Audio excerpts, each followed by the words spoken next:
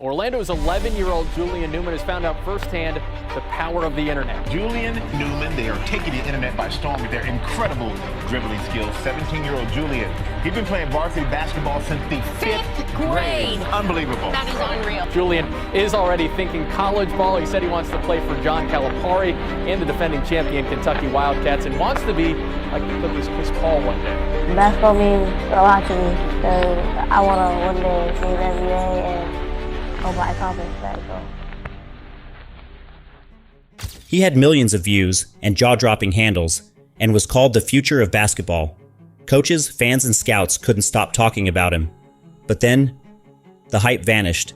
No college stardom, no NBA dreams were fulfilled, just silence. What happened to the kid who once looked unstoppable? Was it the pressure, the spotlight, or something deeper behind the scenes? This is the story of a child prodigy who had it all and how it all slipped away. Julian Newman's story didn't start like most young athletes. He wasn't slowly working his way through youth leagues or climbing quietly through the high school ranks. From the time he was just a toddler, basketball was everything. His dad had a vision, and Julian became the center of it. By the time most kids were learning their ABCs, Julian was sinking hundreds of shots every day, free throws, floaters, jumpers, like it was a job. And it paid off fast. By the age of 11, he was already playing varsity basketball. Not middle school ball, not junior varsity. Varsity. His school, Downey Christian, put him out there with teenagers, and somehow, he didn't just survive, he stood out. The moment videos of him went online, it was over. Julian Newman became an internet sensation almost overnight. Millions of people were watching this tiny kid dribble through defenders, launch deep threes, and talk trash like a seasoned pro. TV shows picked him up. NBA games invited him for halftime shows. National media made him the face of youth basketball.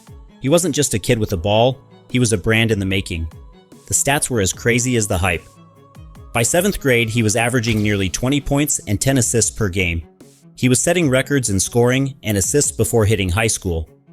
By the time he was in 8th grade, people were calling him the best middle school basketball player in the country. And the family leaned in hard. His dad left his job to run a team called Prodigy Prep, basically built just for Julian.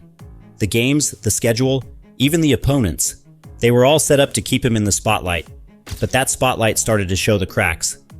Against regular teams, Julian looked like a star. But when Prodigy Prep played real powerhouses, schools with top-ranked players and future pros, things went south, fast. In one game against IMG Academy, the score wasn't even close, and Julian's game disappeared.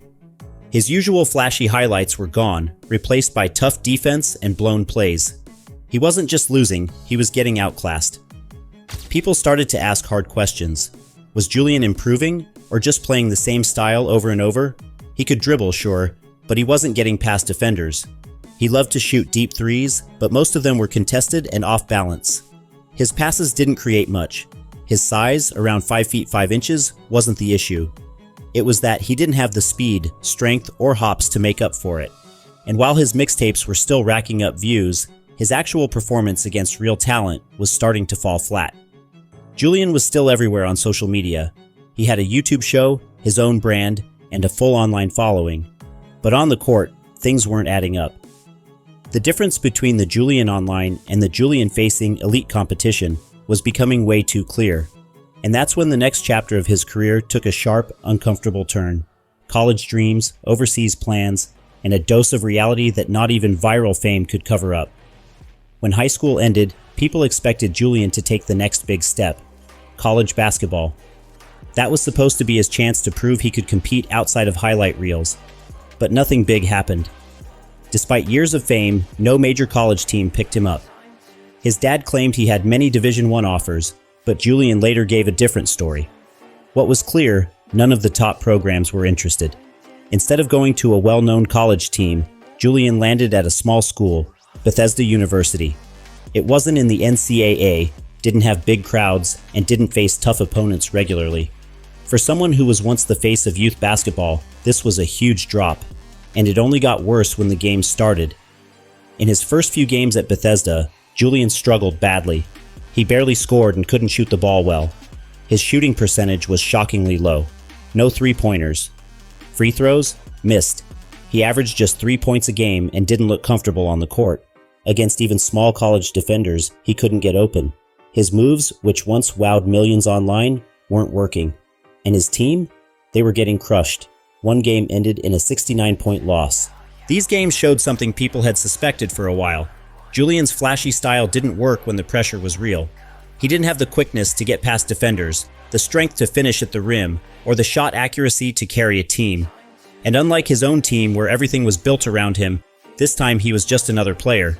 As the losses piled up and his performance stayed flat, the buzz faded. No more headlines, no more national interviews. Even his massive online fan base began asking questions. How did this happen to the kid who was supposed to be next? Why didn't all those years of training and exposure turn into real success? Julian and his family tried to pivot. There were talks about going overseas to play in countries like Australia, China, or Italy. Some rumors even mentioned the NBA G League, and at one point, Mark Cuban's name was thrown into the mix. But nothing came of it. Teams looked for real results, and Julian didn't have them. With professional basketball out of reach, Julian focused on keeping his name alive through other ways. He stayed active online, launched a YouTube show, and promoted his family's clothing brand. He even teased one-on-one matchups where fans could try to beat him. But all of that was about staying in the spotlight, not about getting better at basketball. And that's what made his story different. While most players focused on improving their game, Julian's path became more about entertainment and image. He was still trying to hold on to the fame he had as a kid, but without the results to back it up, the spotlight was starting to dim fast. And in the next part of the story, we'll see just how much that image started to hurt more than help.